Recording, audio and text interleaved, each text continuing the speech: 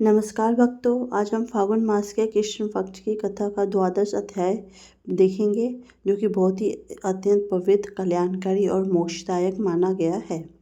इस अध्याय में बताया गया है कि जब फागुन मास का कृष्ण पक्ष प्रारंभ होता है तो देवताओं के लोक में भी विशेष प्रकार की दिव्य शांति और पवित्रता फैल जाती है। यह समय आत्मचिंतन, दान, तप और भगवान की भक्ति का होता है। इस मास में विशेष रूप से भगवान श्री कृष्ण, भगवान विष्णु और भगवान शिव जी की पूजा आराधना की जाती है। प्राचीन काल में एक पवित्र नगर में एक बड़ा ब्राह्मण परिवार रहता था। वह अत्यंत धार्मिक था, परंतु आर्थिक रूप से बहुत साधारण स्थिति में जीवन व्यतीत करता था।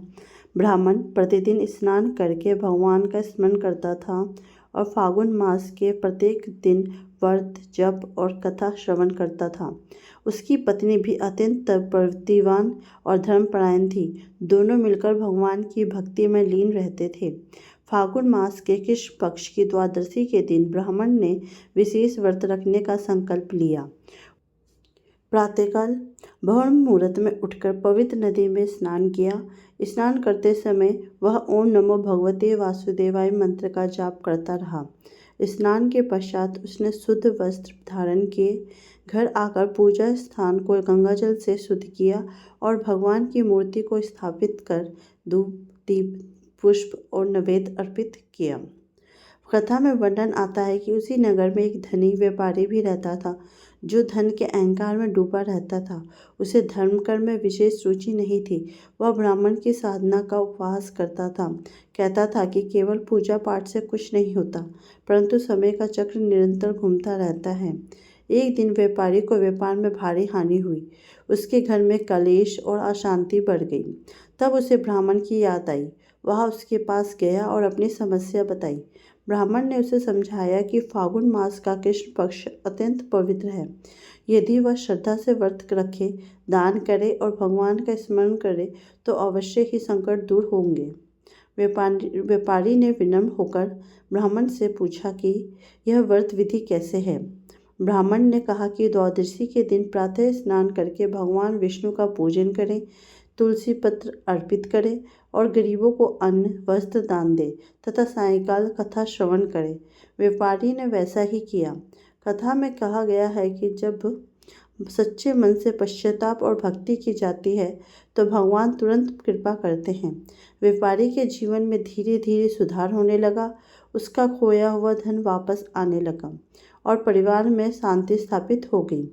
इस अध्याय में यह भी बताया गया कि फागुन मास के कृष्ण पक्ष में यदि कोई व्यक्ति उपवास ना कर सके तो कम से कम सात्विक भोजन करे, असत्य वचन ना बोले, क्रोध और लोभ से बचे रहे। यह मास आत्म शुद्धि का अवसर है।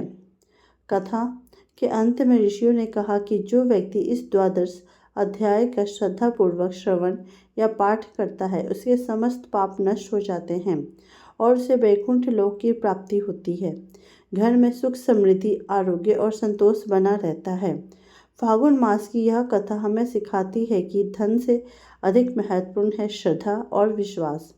जीवन में चाहे कितनी भी कठिनाइयाँ क्यों ना आए, यदि मन में भक्ति का दीपक जलता रहे तो अंधकार अवश्य दूर होता है।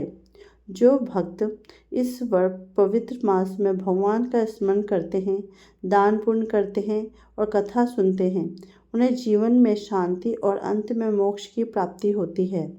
यही इस अध्याय का मुख्य संदेश है कि फागुन मास का प्रत्येक दिन ईश्वर की ओर एक कदम बढ़ाने का अवसर है और जो इस अवसर का सदुपयोग करता है उसका जीवन अत्यंत धन्य हो जाता है। इस प्रकार फागुन मास के कृष्ण पक्ष के द्वादश अध्याय की यह पावन कथा पूर्ण होती है, जो भक्तों को धर्म, श्रद्धा और भक्ति का मार्ग दिखाती है और जीवन को प्रकाशमय बनाती है। इसी से मिलती जुलती एक और कहानी है, जो कि द्वादश पाठ के लिए बहुत ही ज़्यादा महत्वपूर्ण है। आप इसे भी सुनिए। यह रही फागुन मास के कृष्ण पक्ष से संबंधित एक और प्रेरणादायक कथा।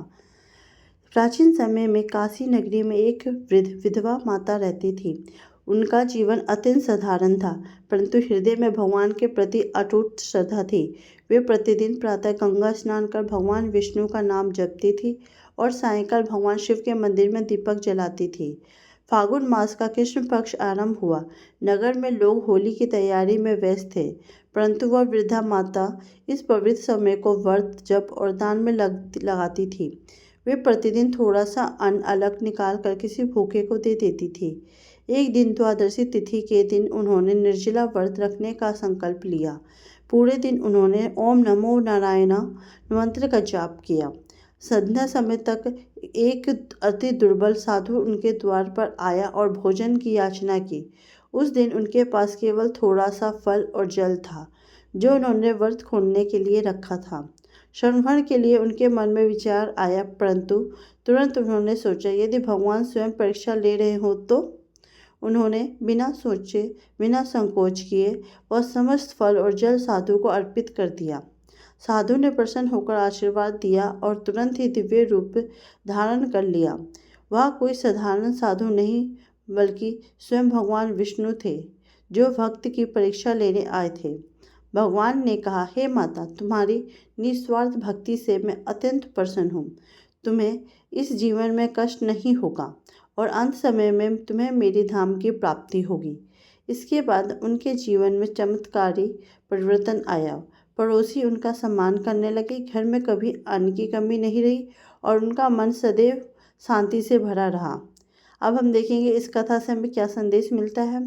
फागुन मास के कृष्ण पक्ष में किया गया छोटा सा दान भी महादान के बराबर होता है। भगवान सच्चे हृदय की भावना देखते हैं, ना कि धन या बाहरी दिखावा। व्रत और भक्ति तभी सफल होती जब उसमें दया और सेवा का भाव जुड़ा हो। जो व्यक्ति श्रद्धा से इस कथा का श्रवण पाठ करता या दूसरों को सुनाता है, उसके घर में सुख, शांति और समृद्धि बनी रहती है। यह थी हमारी द्वादश कथा। अगर आपको इसी तरह की और भी पारंपरिक कथा सुननी हो तो कृपया मेरे चैनल को लाइक, कमेंट एंड सब्सक्राइब कीजिए, जिससे आपको नई नई कथाएं सुनने को मिल सके। ओम नमो भगवते वासुदेवाय नमो नमः।